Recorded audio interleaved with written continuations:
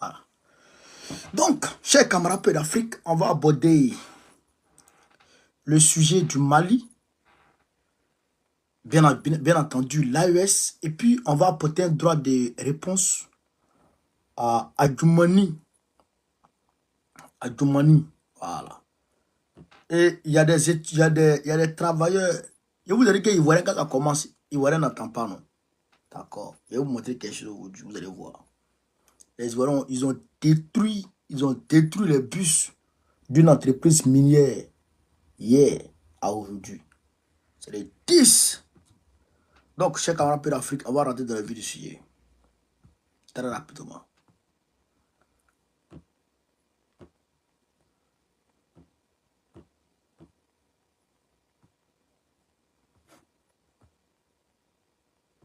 Voilà. Donc, les entreprises, il y a une entreprise encore, merde. Moi, je suis pas inspiré même. Aujourd'hui, je suis pas inspiré, je ne comprends pas pourquoi.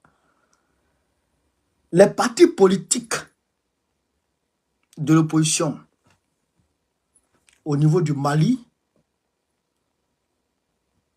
ont vu leur activité interdite par un décret présidentiel pris aujourd'hui par le président Assimi Goïta. Ouais. Un décret présidentiel pris aujourd'hui par Assimi Goïta. Chers camarades d'Afrique. On va ici écouter le ministre d'État, ministre de l'administration territoriale, le ministre Abdoulaye Maïga. Un décret portant suspension des activités des partis politiques et des activités à caractère politique des associations. Le président de la transition, chef de l'État, vu la Constitution, vu la charte de la transition, vu la loi numéro 2022-001 du 25 février 2022 portant révision de la charte de la transition, vu la loi numéro 04-038 du 5 août 2024 relative aux associations, vu la loi numéro 04-051 du 23 novembre 2004 portant organisation générale de la défense nationale, vu la loi numéro 05-047 du 18 août 2005 portant charte des partis politiques, vu la loi numéro 2012-006 du 23 janvier 2012 modifiée portant principes fondamentaux de l'organisation administrative du 21-0361-PTRM du 7 juin 2021 portant nomination du Premier ministre, vu le décret numéro 2022-0752-PTRM du 4 décembre 2022 portant nomination des ministres d'État, vu le décret numéro 2021-0385-PTRM du 11 juin 2021 modifié portant nomination des membres du gouvernement, statuant en Conseil des ministres, décrète, article 1er, sont suspendus jusqu'à nouvel ordre pour raison d'ordre public les activités des partis politiques et les activités à caractère politique des associations sur toute l'étendue du territoire national. Article 2, le présent décret sera enregistré et publié au journal officiel. Merci de votre très aimable attention. Fin.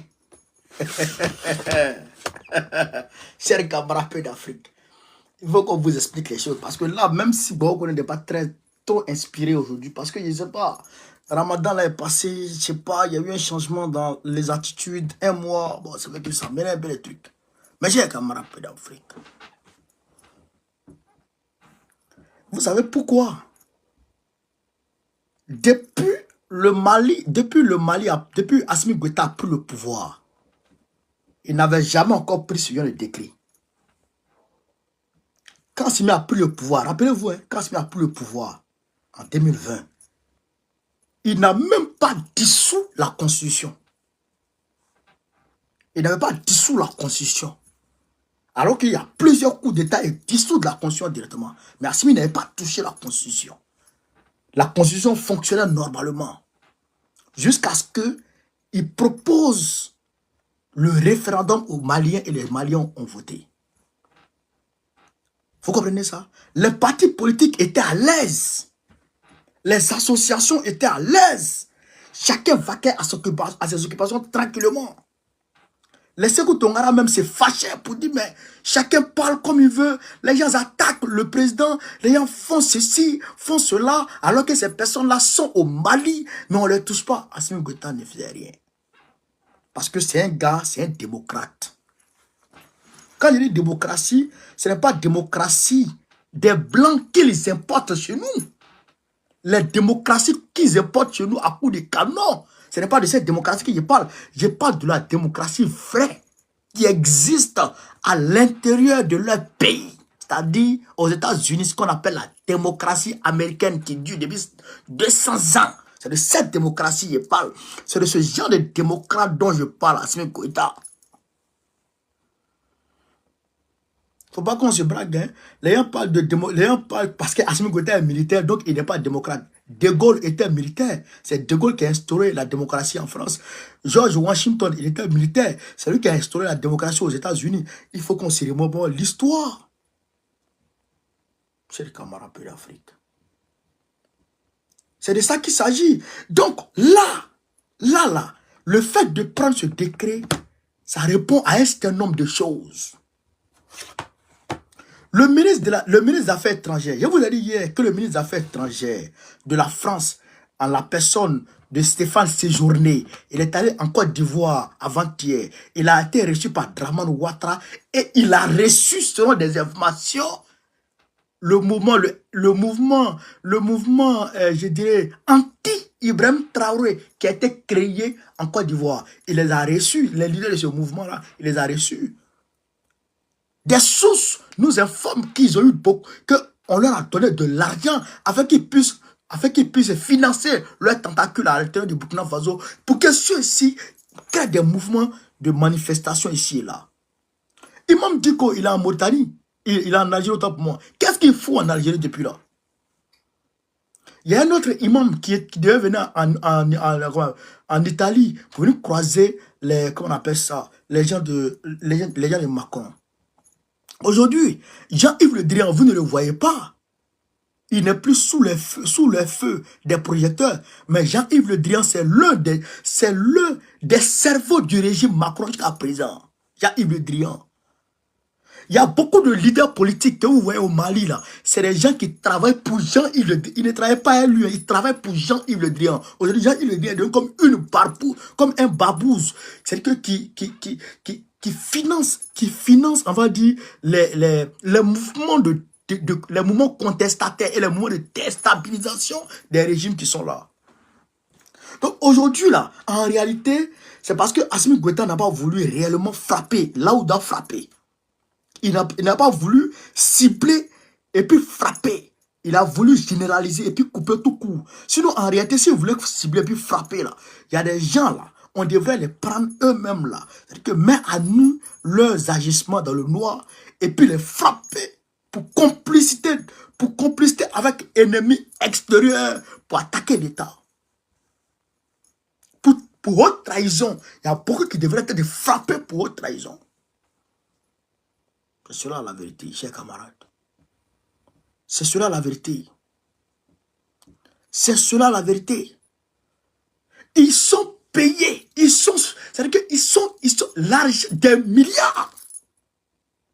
Mais le franc CFA là, pourquoi quand on parle de franc CFA, les gens tremblent? Pourquoi quand on parle de franc CFA, Macron tremble? Parce que si le franc CFA dégage de nos pays, il ne pourra plus financer ces barbouzes dans nos pays. C'est ça la vérité. Donc, ils mettent des milliards à la disposition des personnes là. Des milliards à la disposition des personnes là. C'est pas tout on dit ici.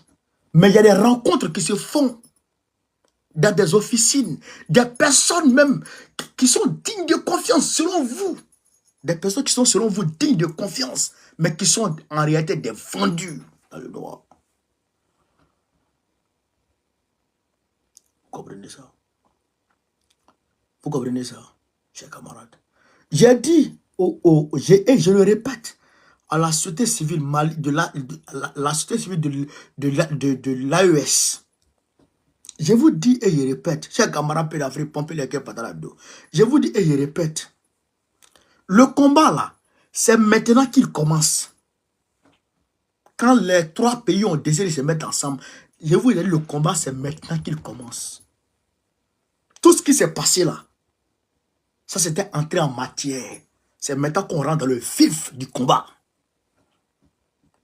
Ouais. C'est pourquoi vous voyez que ils ont frappé Kemi Seba, on frappe, comment il s'appelle, Fratin Nyamsi, on frappe Nathalie Yam, on frappe Babo Kone. Tout ça, c'est pour nous réduire au silence. Regardez Facebook, regardez les réseaux sociaux. Les réseaux sociaux sont totalement gangrénés. Les Américains sont contre TikTok. Ils sont en train de frapper TikTok pour empêcher les Africains de s'exprimer. Vous comprenez ça? Mais malgré tout, nous allons trouver les voies et moyens pour nous faire entendre. Même si on doit aller animer les conférences là-bas, on ira animer les conférences là-bas. Je répète, Kwame Nkrumah a été renversé parce qu'il travaillait à l'union, c'est-à-dire à la création des États-Unis d'Afrique. Kwame Nkrumah, il a été évincé du pouvoir. Quand? Parce qu'il travaillait à la création des États-Unis d'Afrique. Regardez quelque chose, chers camarades. Kwame Nkrumah, il était appelé au Japon pour aller régler des problèmes au niveau en Asie. Kwame Nkrumah. Pour vous dire la dimension que le gars avait atteint. Il prêtait crédit aux pays africains. À beaucoup de pays africains, comme Nkrumah. Ancien président du Ghana, libérateur du Ghana. Mais parce qu'il a voulu créer les États-Unis d'Afrique, la CIA s'est mise contre lui. La CIA a payé de ses tentacules au niveau du Ghana pour créer un coup d'État contre lui. Et il a été renversé. Depuis qu'il a été renversé, le Ghana est tombé dans une chienlit totale. Il a fallu, comment il s'appelle, Jerry Rawlings pour remettre le Ghana en ordre. Aujourd'hui, l'AES est réunie. Ils ne veulent pas entendre parler d'Union africaine. Nous, on n'a qu'à rester divisés. On n'a qu'à rester fragmentés. Chacun n'a qu'à rester dans son micro-État. Vous comprenez ça? Vous comprenez ça? Donc, il faut que on se batte. Il faut qu'on se batte. Donc, prenez courage. Je salue cette décision. D'ailleurs, même ça a tardé. Parce que c'est que ils ont dit 80 combien de mouvements de partis politiques là qui sont mis ensemble dans une coalition bidon. Et il y a des choses ubiesques qu'ils s'apprêtaient à faire. Ils allaient créer des mouvements, ils allaient organiser des mouvements de manifestation. Et ces mouvements de manifestation là, ils allaient prendre des personnes qui allaient, comment on appelle ça, qui allaient, on va dire, hein, utiliser la perfidie, qui allaient porter la tenue de l'armée malienne pour tirer sur cette foule-là et qui allaient se faire filmer par des gens. Et donc, ces vidéos-là allaient fuiter sur les réseaux sociaux et les gens allaient dire, ah, l'armée malienne tue les peuples maliens. C'est ça qui était planifié. Tout ça était planifié par ces gens-là. Donc, je salue cette décision historique, courageuse de l'armée malienne. Et d'ailleurs, les gens parlent d'élection. Et parce que les Américains, les Français reprennent ça, il faut des élections, Parce que oui, la CEDEAO, il y a un accord qui a été conclu avec la CEDEAO en mars 2022. Donc, cet accord-là tient toujours. Mais, ce gars Magal a dit, tout ce qui a été signé avec la CEDEAO de la part de l'AES n'existe plus, est d'office caduque, parce que l'AES ne fait plus partie de la CEDEAO. Donc, on ne peut plus se baser sur des textes qui ne nous concernent plus pour travailler en fonction des textes. Ça ne marche plus, puisqu'ils ne sont plus dans la CEDEAO. Donc, tout ce qui a été conclu avec la CEDEAO, tout ça, c'est zéro maintenant. Tout ça, c'est zéro maintenant. Ça fait un. Deuxièmement, on dit de faire élection. Mais élection, là, vous voyez, la résurgence des attaques terroristes, ici et là, dans le nord du Mali. Mais grâce à Dieu, l'armée malienne arrive à y faire face et à mettre en déroute ces malfrats. Mais comment on va gagner l'élection pendant que le pays est encore, comment on appelle ça, menacé réellement par le terrorisme? Pendant que le pays est en guerre. Comment pas d'élection pendant que le pays est en guerre? Zelensky a dit devant tout le monde ici, il dit qu'il ne va pas organiser l'élection parce que son pays est en guerre. Il ne s'est pas arrêté là. Il a renvoyé son numéro 2 qui était susceptible de se présenter face à lui. Le gars, il l'a renvoyé. Et c'est n'allait nulle part. C'est allé nulle part. Et d'ailleurs, les Américains et les Français ont applaudi ça. Et vous voulez que le Mali organise les élections? Non. Ce n'est pas une question d'élection d'abord. Camarades, mettez le cœur.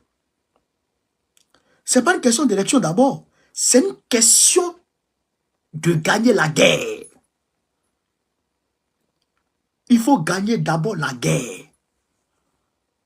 Quand on va gagner la guerre, après maintenant, on va organiser les élections. Quand le Mali va gagner la guerre contre les terroristes, totalement frappé, terroristes totalement fini. Le Burkina Faso va frapper les terroristes totalement fini. Le Niger va frapper les terroristes totalement fini. Là maintenant, tous ces 3 pays vont organiser les élections. Et après, là, on va s'asseoir et en parler. Sinon, maintenant, à l'heure où on parle là, frère, on ne peut plus parler, on ne pas parler d'élection d'abord. On ne peut pas parler d'élection d'abord. C'est ça qui est la vérité. Donc, je soutiens cette décision courageuse des autorités du Mali. C'est ça aussi qui est la vérité. Chers camarades d'Afrique, je voudrais ici, mettez les cœurs, mettez les cœurs, mettez les cœurs, mettez les cœurs, mettez les cœurs, mettez les cœurs, s'il vous plaît, mettez les cœurs, mettez les cœurs. Je voudrais ici dire Yako à Taliban Choco. Taliban Choco, le voici. Je ne sais pas si le téléphone va pouvoir le faire. Taliban Choco, c'est un cyberactiviste du RDR de Draman. Un cyberactiviste de Draman. Le voici si le téléphone va pouvoir le faire. Voilà. Le voici.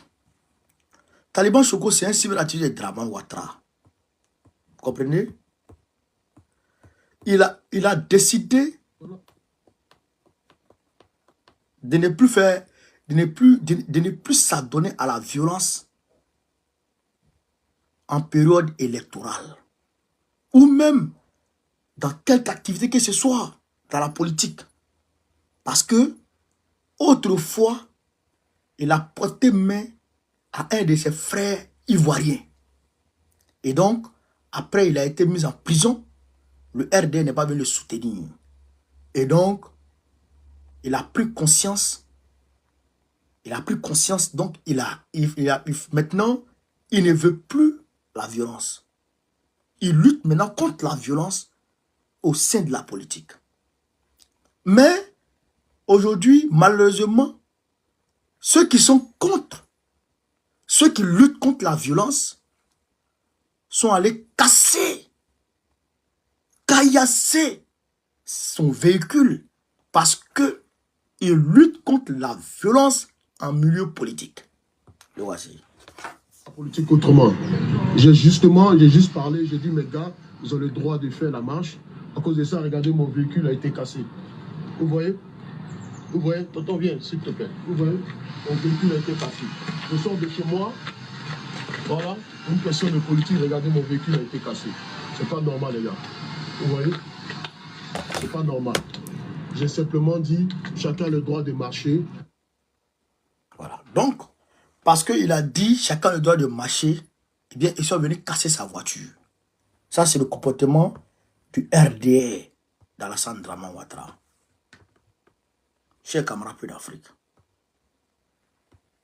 Ça, c'est le comportement du RDR d'Alassane Dramane Ouattara. Ceux qui sont, c'est-à-dire que ceux qui sont contre la violence, il est violente. Vous comprenez?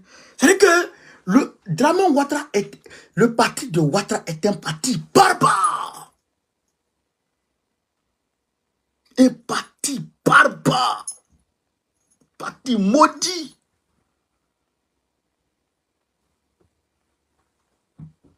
Taliban. Mamad Saleh, merci pour les étoiles. Taliban, je voudrais te dire, frère, Yako, et tu as tout mon soutien dans cette lutte contre la violence en milieu politique. Tu as tout mon soutien, mon frère. Et je voudrais te dire, Yako encore. Quand on a fini de dire ça, chers camarades d'Afrique, Adjoumani était sur la RTI, notre chaîne nationale, en train de radoter. Pondre des inepties. Adjoumani. Il dit non, le président Gbagbo a dit que le cacao est 3000 francs au Ghana et que oui, le président Gbagbo ne s'est pas renseigné, c'est rentré, sorti ici.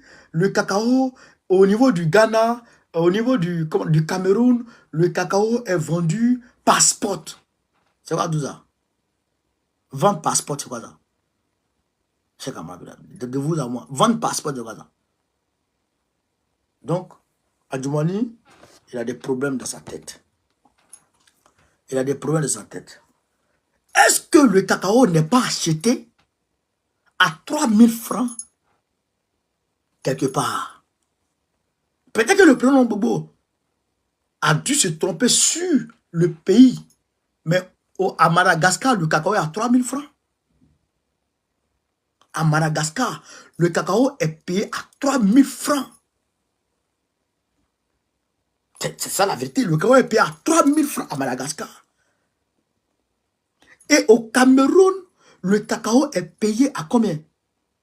Au Cameroun. Attendez. Je vais citer Babaché. Babaché. Ça va et toi? Je suis en direct sur Facebook. Après, je t'envoie une invitation. Ok, tranquille, non? Ouais. Comment tu fais pour me descendre? Non, moi, il peut descendre. Ok, vas-y.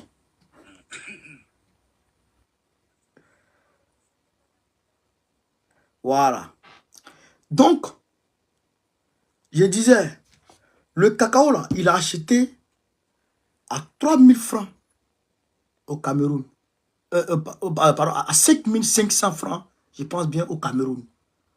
Et le président Gbagbo a dit, on peut même vendre notre cacao ici à 7000, à 4000, à 3000 parce que la demande est forte. Parce que la demande est forte. Vous comprenez?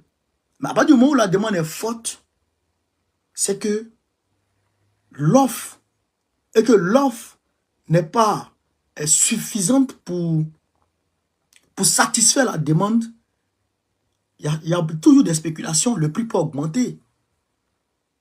Ça, c'est la loi du marché, ça. L'offre et la demande. Quand la demande est grande par rapport à l'offre, le prix augmente.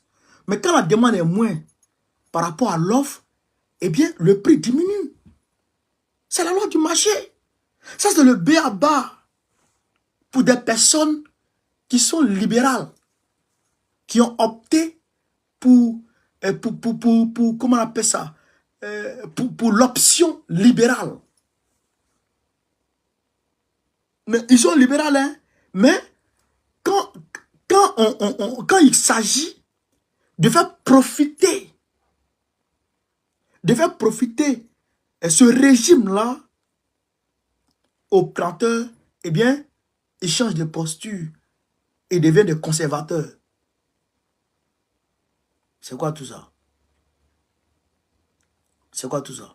Donc, quand on dénonce ça, et que tu ne sais pas de quoi il s'agit, il faut se calmer. Il faut se calmer, mon frère Adjoumani. Mais je reviens. Je reviendrai plus largement pour venir te répondre. Voilà. Donc, chers camarades peu d'Afrique, voilà un peu ce que je voulais vous dire sur cette vidéo. Donc, je salue le Mali pour sa décision courageuse et je salue toute l'Afrique. Donc, n'oubliez pas le 13 avril 2024. N'oubliez pas le 13. Venez massivement le 13. Sortez massivement le 13. Samedi, je dirais samedi. Sortez massivement samedi. Vous avez compris? Voilà. On va marcher de la place Trocadéro jusqu'à l'ambassade de Côte d'Ivoire. Sortez massivement, hein. Ne restez pas chez vous. Ne restez pas chez vous. Hein. Parce que souvent, les Africains, c'est politique de salon, ils aiment faire. Alors que ça, c'est faux à faire. Voilà. Donc, chers camarades d'Afrique, vive l'Afrique libre, vive le panafricanisme, vive tous les présidents panafricains. Gbagbo, président du Côte d'Ivoire 2025. On est ensemble. Merci.